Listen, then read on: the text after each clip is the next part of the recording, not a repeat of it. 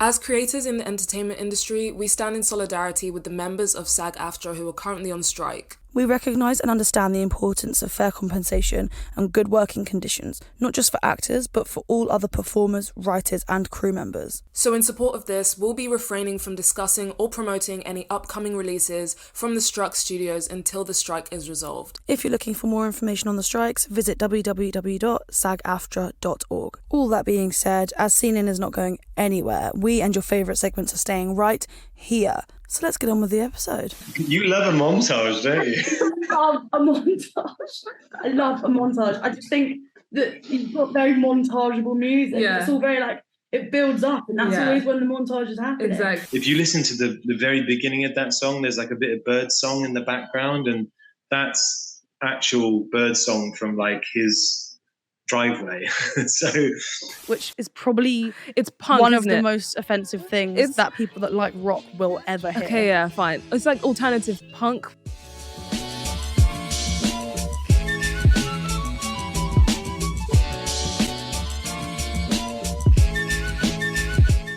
Hi guys, welcome back to As Seen In. Hi guys, I'm Tati. I'm Kaylee. We talk about all things music, film, TV, entertainment, so stick around if you enjoy that. Stick around, get involved in the comments, comment on what we talk about. I don't know, can't remember. It's a fun episode. It's a guest app, a lot of music related things, so hope you enjoy. So how's your week been? My week's been fab. I have an update for you. Very, very random. You know Pretty Little Liars? Of course. I saw a guy who looked just like Toby Kavanagh. Yeah, He was my favourite. on my train this morning. Well, on the train platform this morning. I was like, I did a double take. But then it reminded me of that scene where he wore a do-rag. Do you remember that? I said Black King. When he went to prison.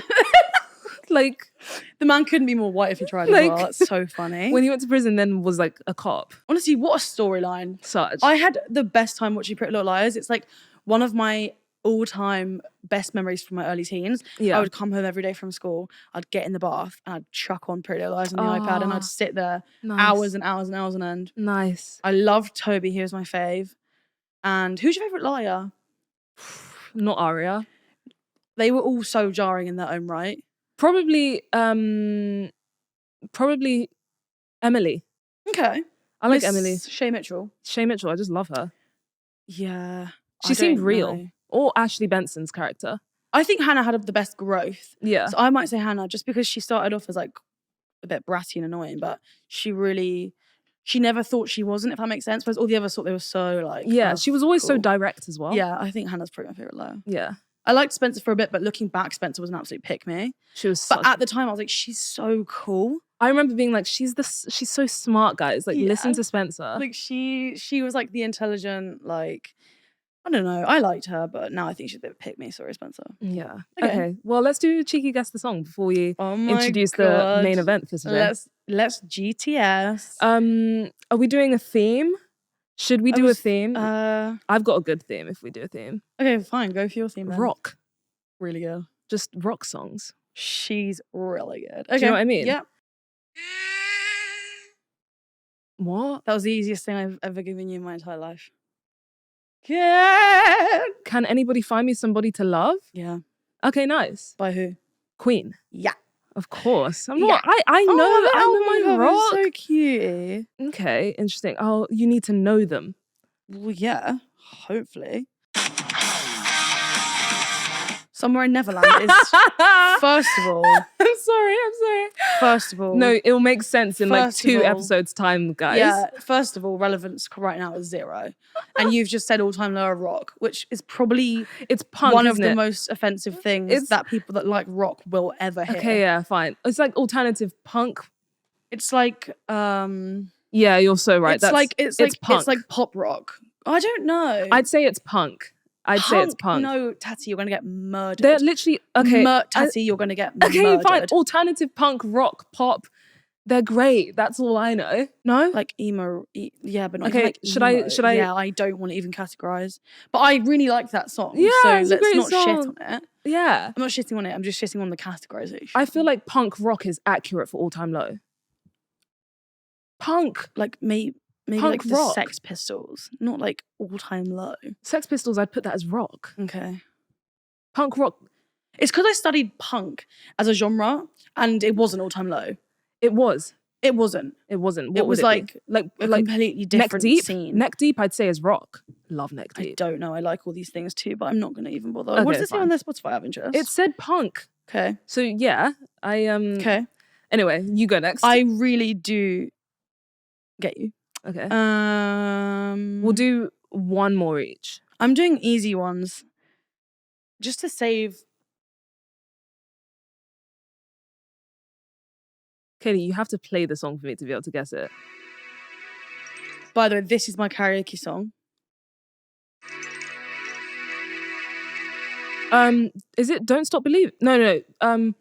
You gotta hold on for what we. Yeah. Sex on. Fuck yeah. Sorry, We're halfway there. Living on a Prayer. Sex on Bon Fire. Jovi. Living on a Prayer. Bon Jovi. Okay. Gosh. Correct. I knew it because that's one of my favorite songs of all time too. That's literally my go-to karaoke song. Okay. Or my other one. What's yours, by the way? Do you have a karaoke song? I've got many. I don't know. I'm not going to tell you now. Okay. We'll save that for a different day. Fine. Last one, okay? Yep. Oh, Daddy! What could that be? What the hell was that? It could be Falling With Me Yeah. by the Struts. By the Struts. And speaking of the Struts. Speaking unbelievably so much. We had the unbelievable pleasure of chatting to Luke Spiller, frontman of the Struts. If you don't know who the Struts are, get to know. Literally get to know. Do some research. But yeah, that's basically what this episode is going to be. So I hope you guys enjoy rock music. When we spoke to him, it was just great vibes. We put some Struts songs in different movies and TV shows. It was great. Yeah.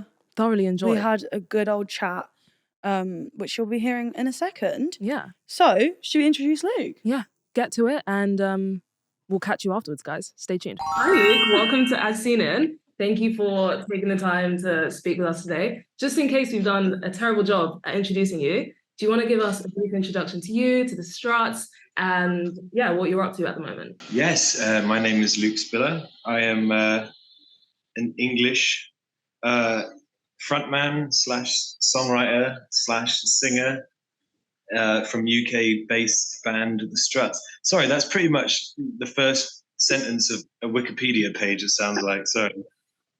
You're wearing a lot of hats in that. There's a lot of titles, so that's a great job. You should be very proud. We kind of, so our podcast is about film, TV, music, everything.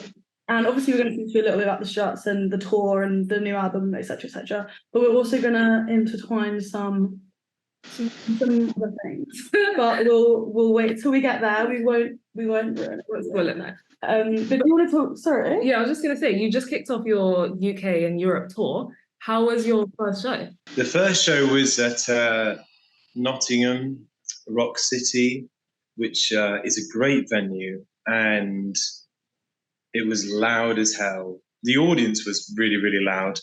But it's great to be back in, like our home country, and it's funny sort of hearing the songs now being sung back in an English accent for the first time in quite a while. It's just the little things that are nice. And yeah, I'm in Manchester today for the second show, and it's great. It's lovely being home. And in fact, I've actually got my mum, my dad, and my niece traveling on the tour bus for the first 3 days, which has been really sweet. So it's great. Must be quite busy then, with the whole band plus family. Yeah, it's a busy bus. It's a bit like, and it's a double decker, so it's very Cliff Richard summer holiday kind of vibes going on. Nice. Love that. And also, you just recently announced that you have a new album coming out that we're very excited about. But I wanted to ask, with your last album, Strange Days, in the beginning of the song, I Hate How Much I Want You, you said that you recorded it in lockdown in 10 days. Is that correct? And if so, how was that whole process? That must have been wild. It was wild and it was really unique. And the truth be told, we didn't really set out to make a full length album. So what happened was we were all in LA. Everything got closed down. We were told that we weren't going to be able to tour for the foreseeable future. So we decided to take about 10 days in total and go to a studio with our producer and basically live at his house and write. And we wanted to do maybe 3-4 songs, like an EP, to kind of like keep our fans engaged and not dip off the radar and stay proactive. And then by the third day, we had like 4 or 5 like almost finished songs, and we were just like, fuck, let's just keep going and going. And it was just such a great combination of us really wanting to be in the studio, having no external sort of people hearing or having any opinion on what we were doing at the time. And that created like an extremely prolific, like 7 days. So yeah, the songs were written and recorded in 7 days. And then the last few days were spent doing all of the vocals and the guitar overdubs and everything. And we really threw the kitchen sink at it when it came to like our guests, because nobody was on tour. Mm-hmm. And we just thought, you know what would be really fun, just to sort of like make it even more unique of a record, is just to sort of have all of our friends on it. And so we can try and sort of encapsulate this really bizarre moment in time that everybody's living in at the moment. And yeah, it was a really cool process. I think looking back, it wasn't, compared to like the other 2 records we had before, it probably wasn't the most strongest musically, but as a concept and as sort of like a sound, it's kind of really filled with character and it's not polished whatsoever. It's pretty much like a live album. So it was really great to make. So what, with the new album, and then obviously you've just mentioned about that one, do you think the sound in the new album is different to those ones, or do you think the 2021 is going to stick out as different because of the circumstances that you made it under? That's a good question. I think it's kind of a mixture between the two. I think there are elements on this new record that's going to be coming out in November which definitely are reminiscent of what we're known for. But I really made a conscious effort and decision about just over a year or so ago, when we were writing the new songs, that we really needed to push into sort of like a lot of new different directions. And that was really helpful. And we've got quite a few songs that we've never sort of tried before in terms of like feel and even kind of genre. But the way it was recorded has been really unique, because we've never, I mean, so from the first 2 records, we would basically track over the demos. And that's the way that we'd kind of always done it. You know, me and Ads would write the songs with a producer, and we'd have like a really kind of close to finished song, and then we would lay more guitars. We would get Jed and Geff to do their drums and bass like over it. But with this record, we selected all the demos and we all got together like in a studio, and we just sort of like just threw away the demos, so to speak. We just used it as a reference, and we experimented with tempos, we experimented with keys, even the arrangements. So I think what's going to be really great about this record is that it's going to have the quality of like the songwriting from the 2 first records, but it's going to have like that live feel that Strange Days had, which is really, really exciting. And it's something that I've noticed that the fan base has been really dying for, is like a record that really gets close to how we make them feel when we're playing live. And from start to finish, this album's like bang, bang, and it feels really organic, but it's still yet nostalgic. but it's still consciously pushing this kind of like rock genre, rock and roll, classic rock, whatever you want to call it, in a new direction, which is really cool.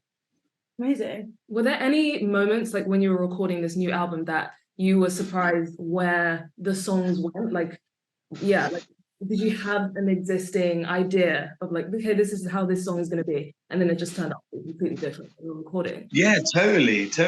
I mean, there was a song called Bad Decisions, which the original demo and song was written in about an hour, and all it had was the verse, pre-chorus, verse two, chorus, and then it kind of just stopped.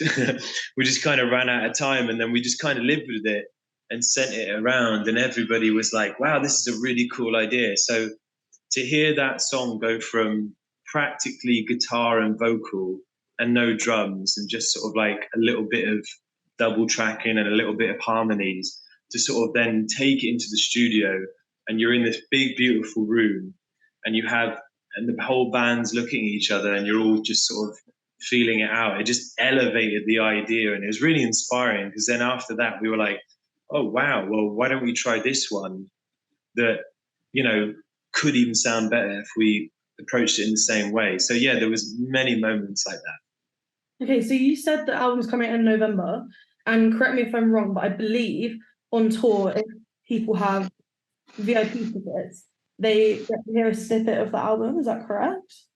They do. I believe we're going to be doing a couple of things like that. For instance, I think tomorrow when we play London, we're going to be playing them one of like the 3 songs that we're going to be sort of like soft releasing before the record.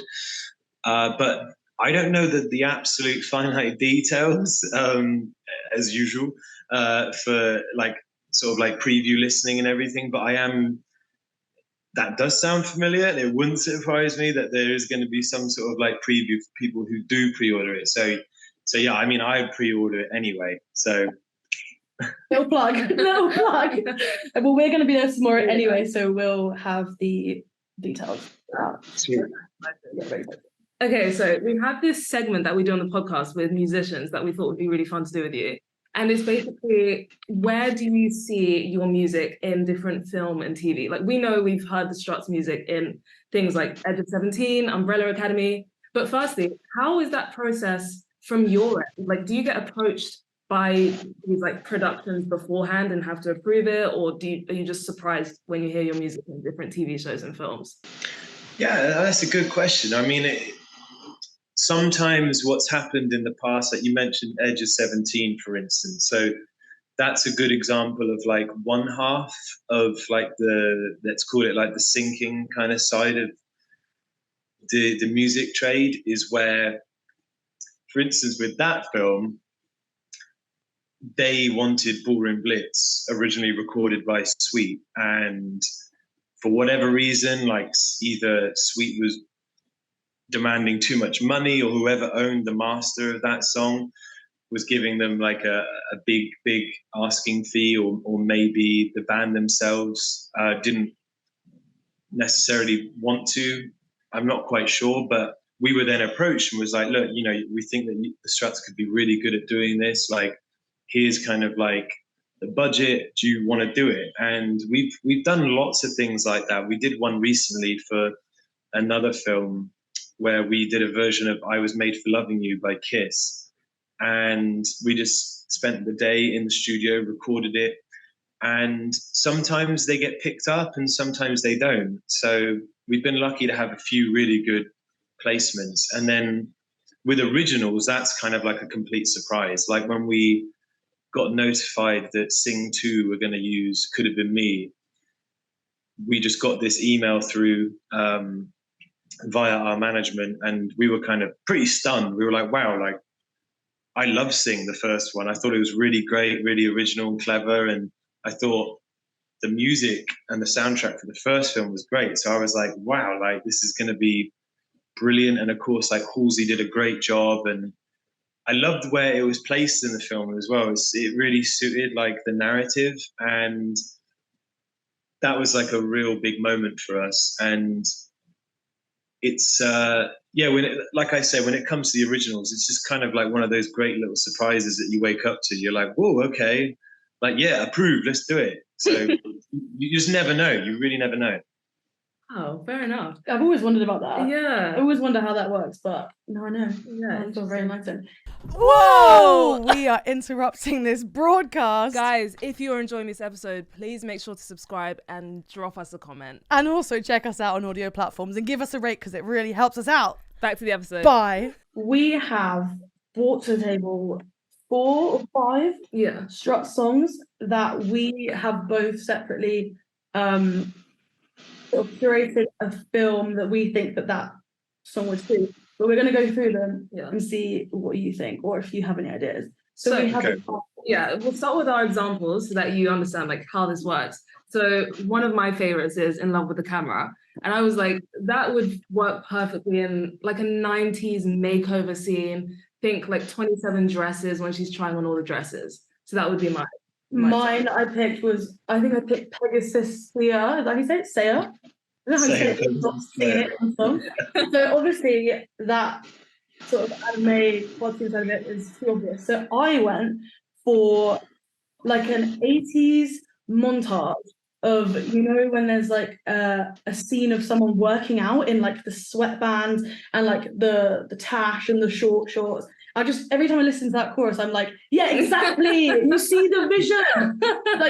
You see the vision. Thank God that translated. I was trying to explain it to Tati. I was like, I don't know if that actually makes sense, but I can see it so vividly. So that's the sort of thing we're going for. It doesn't have to be a specific film. Yeah. Like a vibe. Like a vibe. Okay, yeah. We'll throw them. Let's start with Could Have Been Me. What do you think? Where would you place Could Have Been Me? It could be a TV show, it could be a film, or it could just be like an iconic scene or a vibe that sticks out to you. Gosh. I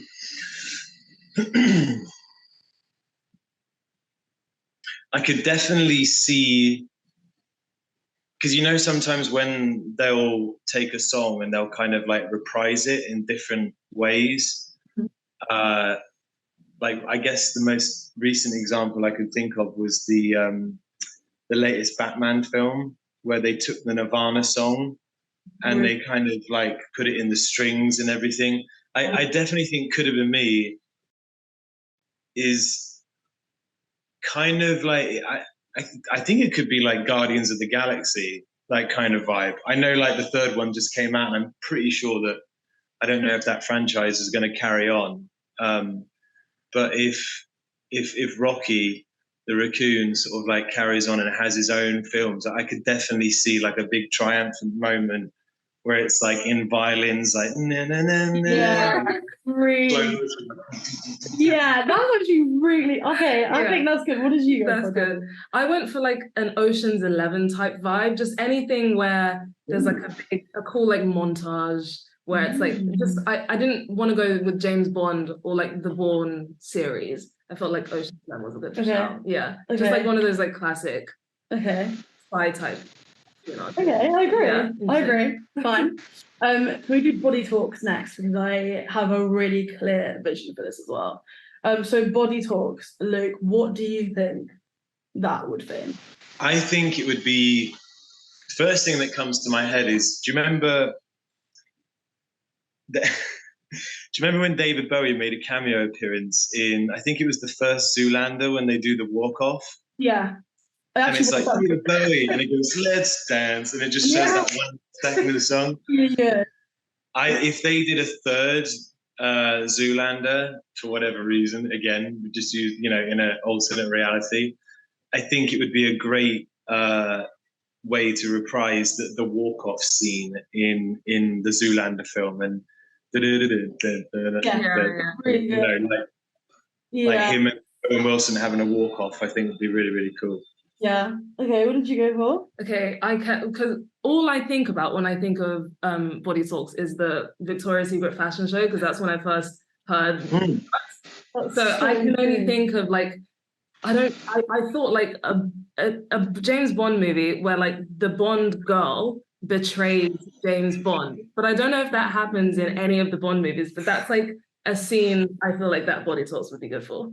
Okay, you could Oh, write. okay. Write a new Bond, and that would Yeah. be when there's that Yeah. conflict. I feel like that would work perfectly. See, I went for like similar vibes with the action. I Mhm. can imagine another montage of when they have a really big, almost like car chase, fire explosions. You love a montage, don't you? I love a montage. I love a montage. I just think that you've got very montageable music. Yeah. It's all very like it builds up, and that's Yeah. always when the montage is happening. Exactly. But I mean, it doesn't have to be a montage. It could be like a car chase or something. But you know when it like something goes in the air and then there's that sudden like. I think Yeah. that's what I'm going for. Lots of fire, Okay. explosions. Let's do. I could also see it in quite of like an ironic way, like in a Minions film. Like if you know, again, I think if like the Minions were like running away from the police and then they hotwire a car and it's like a classic car, and then like the radio comes on and it's already through the first verse of Body Talks and they're sort of like running away from the police in it. That could be quite cool. Okay, I love amazing. that. We're all such the same page. So good, so good. Okay, let's do Falling With Me. Ooh, okay. Falling. I'm just playing it in my head now. Like I could see Falling With Me in almost like a Devil Wears Prada kind of like film. I kid you not, I wrote that down on my list. Did you? Not, yeah. I was like, Devil Wears Prada, American Pie, something like that. Really good. Yeah. Really good. I didn't go for that. I didn't. I thought that this would be right, and it's not a montage, so shock.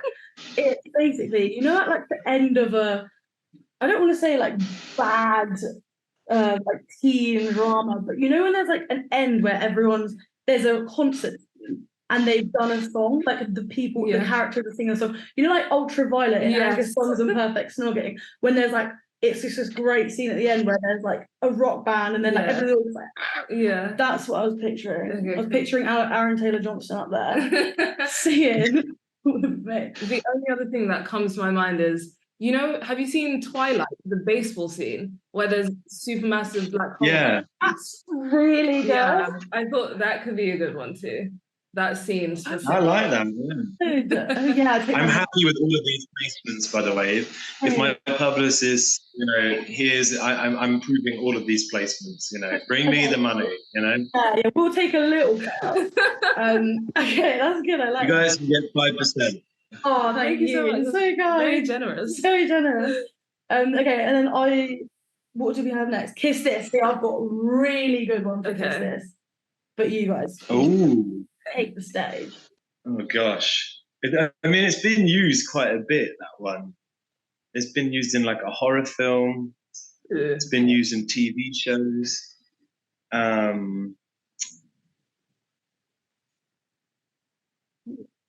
going for horror. I haven't gone for it. Gosh. I don't know. I'm kind of stuck on that one. What have you guys got? I went for the Netflix show Sex Education. Okay. Oh yeah, that would be good. Yeah, like I don't know. There's just so many different options there. I feel like it fits the vibe of the show. Okay. Yeah. Mine was different, right? And this is like the clearest picture of all of them. Okay. So it's like a comedy or sort of like a comedy that's maybe like Adam Sandler or maybe like Hangover vibes of that sort of characters. And they're doing a scene where they're slow-mo walking in sunnies together and they're like thinking they're really cool and they're like waving to people in slow motion. And you know when they do those scenes where they're just like they're having their like cool moment, like 21 and then Street. all of a sudden it's like the music's like and one of them steps in like dog shit or like they get hit by a car, like something that's just gonna stop it, but like the bit where they're walking is like that's how I see it. Yeah, like that. Naughties comedy. Yeah. Nice. I can see it. It's the description's very visual, especially when they stepped in the dog shit. I got that. Yeah, like yeah. Love that so much. Okay, we'll move on from this segment because I feel like we've done this now. One of the things on your last album, you have, as you mentioned, amazing collaborations.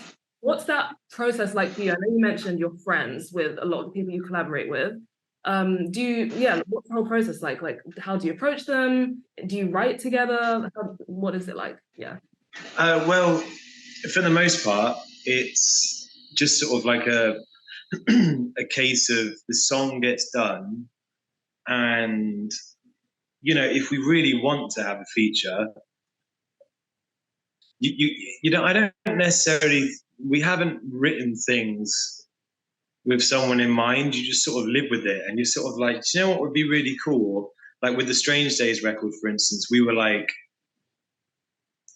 we'd sort of finish the song before moving on to the next, and we'd be like, wow, it'd be really good if we had so and so doing this one because I can really hear it. And it was just a case of, luckily, because we've been around for a while and we've met so many great people, I just sort of either call them up or message them on Insta, and then we just sort of like got the ball rolling after that, really. And then it can be a little bit of a process, especially like when we were doing it in COVID. It was like when we did the song with Robbie Williams, it was like he had been messaging me for quite some time during the whole kind of lockdown period. And I did say to him, I was like, hey, like if we have the right song and it makes sense, would you like to feature on one of them? And he was like, yeah, absolutely. But because of the whole restrictions, we had to record his vocals on his porch in his like Beverly Hills mansion. So I had the producer in the car with all the cables running out, parked on his driveway to keep it all like safe and distant. And then me and Robbie were on his porch outside, sort of like quite far away from each other. And we were both sort of like had the headphones in, and I was sort of like guiding him through the song a little bit. And if you listen to the very beginning of that song, there's like a bit of bird song in the background, and that's actual bird song from like his driveway. So it's each one of them is like really unique how it kind of gets done. Yeah, that's because when I saw Robbie Williams, I was like, I would never have paired it together, but lockdown did make us do some crazy things. And I think it worked. Yeah, exactly. If we just think, oh, that was 2020, it's like, oh, that makes sense. Don't worry about it. It's literally. Yeah. And I think that's why we did it, like, and I think that's why I'm so excited to get this new one out. And I know the fans are excited to get this new one out because, like I said, we did throw the kitchen sink at that third record, but we wanted to make it sort of like a moment in time. And like you just said, it's like everybody was doing quite out of the box things during that moment in time. And that record definitely reflects all of that. So I'm really excited just to release a record which is no nonsense in the nicest way, and just the Struts, no features, and like 11 great songs. Oh, we're so excited to hear it. Yeah. But yeah, thank you so much for taking the time to speak with us today. We wish we could chat for ages, but we can't. Yeah, it's because we can't afford Zoom Plus, so it's telling us to upgrade if we don't finish in 5 minutes. That's what. Like wrap it up. But yeah, where can people find you? And yeah, where can people find you before we head off? Yeah, all over social media at the Struts. Like every band member is their name, Struts. I'm Luke Struts. We're like all over YouTube and Spotify and Apple Music, TikTok as well. We do a lot of TikTok, which is always fun. But yeah, we're everywhere. And of course, like if people want to come see us play, you can find it all on thestruts.com. And yeah, where are you guys based? We're based in London. We're London, so we're coming tomorrow. Yeah. You're coming tomorrow. You are. I thought you said that. Oh, right, brilliant, wicked. So we'll see you tomorrow. We'll see you tomorrow. And everyone. Yeah, I'll see you tomorrow. Yeah, and for everyone watching and listening, they can get the album on November the 3rd. Is that right? Correct. Or is it 4th? Well, put it up on the I saw 3rd, but you could be right. It's either 3rd or 4th. Whatever. I mean, you can probably get it technically at midnight on the 3rd. So Thanks, Flo. Thanks, Flo. Yeah, No, it is the third. We just got a message saying it is the third. Well done, Tati. You should Thank you. be so proud of Thank yourself. you. Got it memorised. Yeah. Well, yeah, thank you so much, guys. Hope you've enjoyed this. We'll wrap it up in the studio, so you don't have to worry about the awkwardness. Yeah. But thank you for joining us. Thank you. And Thank you. Thank you so much. So that was our chat with Luke. Yeah, that was our Hopefully you chat. enjoyed. Maybe we should chat a tiny bit about the show, because we went to see, after that was filmed, we went to see them the next day. Yes, we did. That was really fun. Wow, they put on an amazing show. Mm-hmm. That's one of the things I remember thinking, like, Luke felt like a mix of like Michael Jackson, Queen, Yeah, like Freddie Mercury. Like, there was so many. Justin Thingy from the Darkness really comes to mind. Yeah, I think they were both at the Taylor Hawkins tribute. I'm pretty thing, sure he performed. and iconic. They've got a lot of similarities. Yeah. The show was great. Absolutely amazing. Absolutely amazing. It was in Kentish Town, the O2 Forum. Sold out, I'm pretty sure. Just really great scenes, really great vibes. So yeah, thank you so much, Luke, for chatting to us. And guys, let us know down below what your favorite part of this episode was. What your favorite Struts song is, because I'm expecting you to have listened. What's by yours? now. Or I'm probably gonna go. I actually might go Falling With Me. Or actually, I might do In Love With The Camera or Body you Talks. do love that. I do love In Love With The Camera because I am in love with the camera. Because they wrote it about you. So Luke, true. did you write it about Tati? Like, how did you even know? Like, that was a secret. I really agree. Falling With Me is really good. I love this is the thing we spoke about in an episode that's actually not come out yet. Like, the references to other media. So when this references Alice in Wonderland, I love it. Yeah. Like, I love. You'll be right. Let me not do that, I'll actually. be bad. It's actually funny because we were at the after party for the concert, and then there were so many moments where we would start almost singing their songs. No, and not they're like, almost. I was too far gone. what was the one that you were about to sing? I was going, where's something trashy? Yeah. That's So what I like. Kaylee went, where's that? And we were like, no. No, because No. right, it's weird because it was quite like an intimate, like Friends, family. us and the label. Yeah. So we were like, don't be just embarrassing. Yeah. Tend to do that. And then we proceed to be Proceed embarrassing. to have all the songs in our head because we've just watched them perform for the last 2 hours. Yeah. So I'm thinking, where's something trashy, like 24 hours a day? Yeah. And then obviously we're in like quite a quiet room with them, and Yeah. I'm just going, well, and then so had to stop doing that. Yeah. We had a really good time. It was great.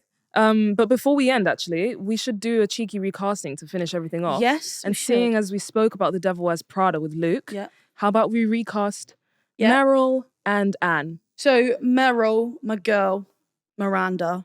I've said it before, but I stand by every single word. Golda Rochevelle. Okay, yeah, nice. I just think she'd be a great Miranda. I'd go Helen Mirren. Yeah. Do you know what I They're mean? just such similar lives. Yeah, really I similar. think that's good. What about Anne Hathaway? I don't know. Anne Hathaway. I feel like Anne Hathaway and Emily Blunt were both perfectly cast Yeah. in Devil Wears Prada. I honestly can't think. Maybe do you ever remember that movie Bride Wars? I think Anne Hathaway was in that also. Yeah, I do. The woman who was opposite her, who was also in How to Lose a Guy in 10 Days. Why can't I remember The her main name? girl. Yeah. Was it Kate? Oh, they think Hudson. there's. Who was it in I think there? they're two different people actually. Oh. Kate Hudson, yeah, but I don't know. I think Anne Hathaway's perfect. Yeah, I don't. I was looking. Yeah. Yeah. I was looking. I was literally looking at the other two, and I don't know. There's few people I love more than Anne Hathaway. That's so niche. We haven't spoken about our favorite white women in a while.